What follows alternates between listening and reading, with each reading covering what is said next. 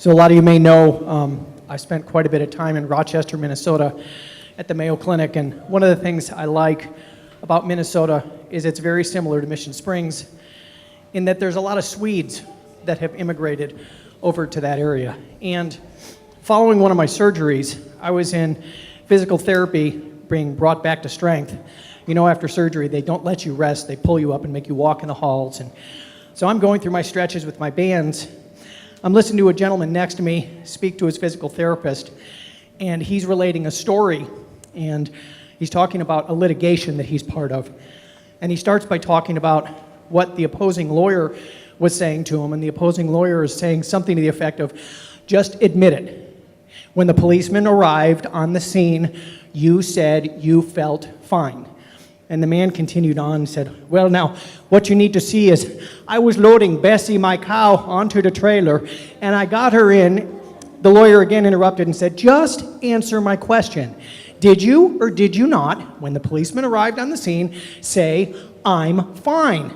And he said, well, now I'm getting to that. So I got into the truck, and I started driving down the road, and again, the lawyer interrupted him and said, Your Honor, please. I'm simply trying to establish the fact that 2 months ago, when this man was asked at the scene of the accident how he felt following the accident, he said, I'm fine. Now he's obviously trying to exploit this measure so that he can make money. And the judge thought about it and said, you know, hold on, I want to hear a little bit about this Bessie the cow, and let's see where this story's going. So the man said, thank you very much, Judge.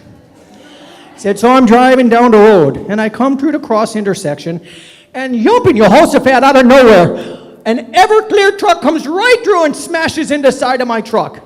Well, Bessie gets tossed from the trailer into one side of the ditch, and I'm tossed from my truck to the other side of the ditch, and I can tell that Bessie's really hurt over there because she's moaning and she's groaning, and I know she must have the broken bones, and I'm laying there and I'm feeling about the same. Finally, the motorcycle arrives with the policeman. Well, the policeman gets out, and first he walks to the other side of the road. He looks down at Bessie, and Bessie's not doing well, and he says, how you feeling there, girl? And she's just moaning and groaning. So he takes out his sidearm, and he puts her out of her misery. Then he walks across the street to me.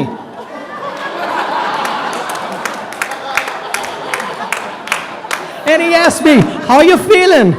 So I asked you, Judge, what would you say?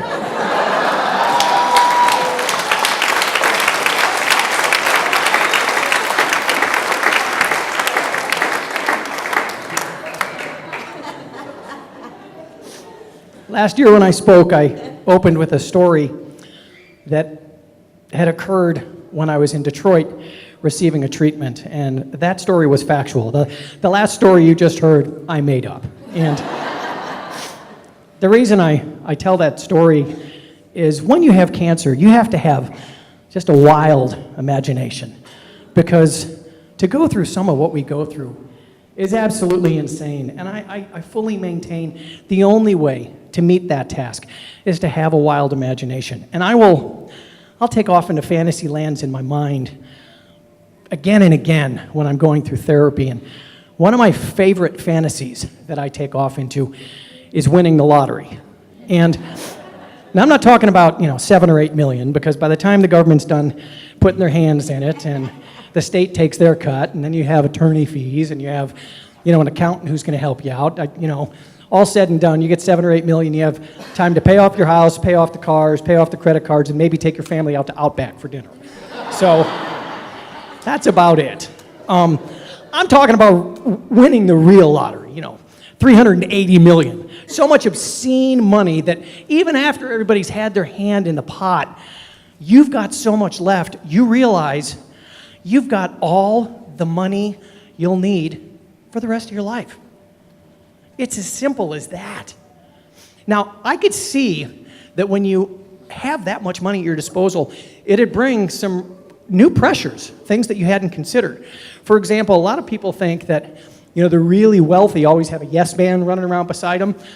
I would see if it became public knowledge that you won that much money, you'd probably not want a yes man. You'd want somebody to do the opposite, to push people away that are constantly coming to you with their hand out asking for funding. So, I could see you'd probably go and get some big Italian guy in a funny looking suit that was really intimidating with a villainous nickname like Frosty or something. And he wouldn't be the yes man. He'd be Frosty the no man. Yeah, that's right, I went there.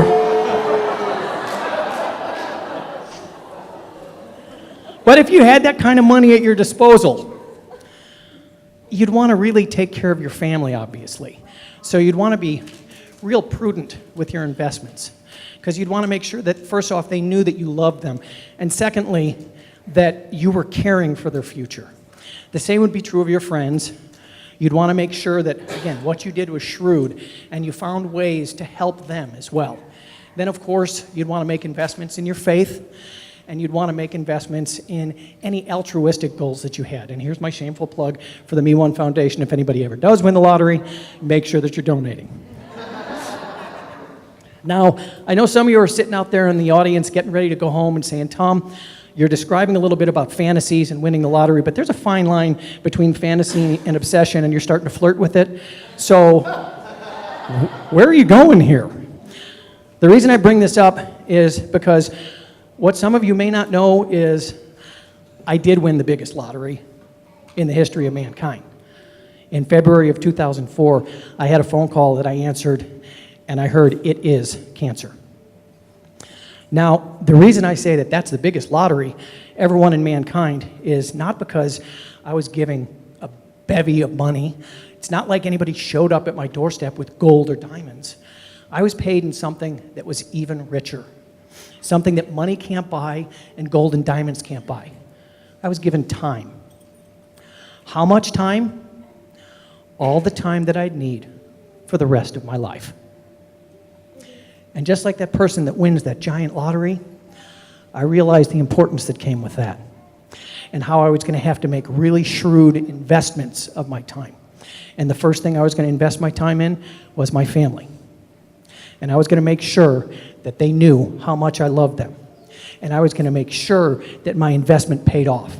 Because just like the person with the money, you want to see the interest in the dividends. And I do see it in my family. As you can tell by a couple of statements that I've made previously, I tell some pretty corny jokes. So when we're sitting around at the dinner table, and my son Timmy will tell just a ridiculously corny joke that nobody else at the table's laughing at other than the two of us, I do see that reflection.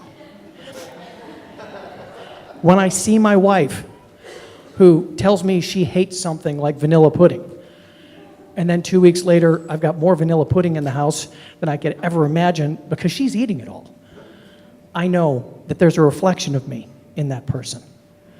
The same can be true of my friends.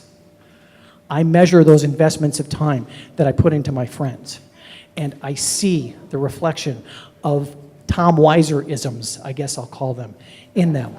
And I know that it's a worthwhile investment. The people on this board are a perfect example. They're not only friends, they help me with my altruistic goal, to give back to others that are in need. And I see a lot of myself in them, and that makes me so proud. Now, I took an eye at the clock before I started talking, and I've been up here for just shy of 10 minutes.